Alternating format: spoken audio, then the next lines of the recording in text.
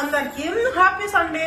Video అయితే last వరకు చూడండి, మీరైతే మిస్ అవ్వకండి. చాలా ఇంపార్టెంట్ వీడియో ఇది. ఎందుకంటే ఇప్పుడు ఈ సీజన్ లో వర్షాకాలము ఎండాకాలం మధ్యలో నేరేడు పళ్ళు అనేది దొరుకుతాయి కదా. మరి ఈ పళ్ళని మీ సైడ్ ఏమని పిలుస్తారో నాకైతే కామెంట్ సెక్షన్ లో కామెంట్ చేసేయండి. ఇది నేరేడు పళ్ళు తిన్న తర్వాత మనమైతే పాలు అనేది, పెరుగు, తర్వాత పాలతో కూడిన పదార్థాలు, స్వీట్లు అయినా ఏమైనా మీరైతే అస్సలు తినకండి. ఎందుకంటే ఒక అబ్బాయి అంటే చిన్నపిల్లగాడు తిని ప్రాణాల మీదకి తెచ్చుకున్నాడు అన్నమాట. ఇప్పుడైతే డేంజర్ లో ఏం లేడు. కాకపోతే ఎందుకైనా మంచిది కదా, ఆరోగ్యానికి కొన్ని మంచి ఉంటాయి, కొన్ని చెడు కూడా ఉంటాయి. కానీ చాలా మందికి తెలియదు అన్నమాట. ఈ వీడియో ఎందుకు చేస్తున్నానంటే మీకోసం ఇది చెప్దామని చెప్పి.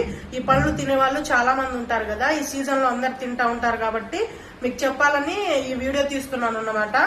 ఈ నేరేడు పళ్ళని మీ సైడ్ ఏం పిలుస్తారో నాకైతే కామెంట్ సెక్షన్ లో కామెంట్ చేసేయండి. మీరైతే తిన్న తర్వాత పాలు గాని, పెరుగు గాని, వాటితో కూడిన ఏ పదార్థాలైనా అంటే అవే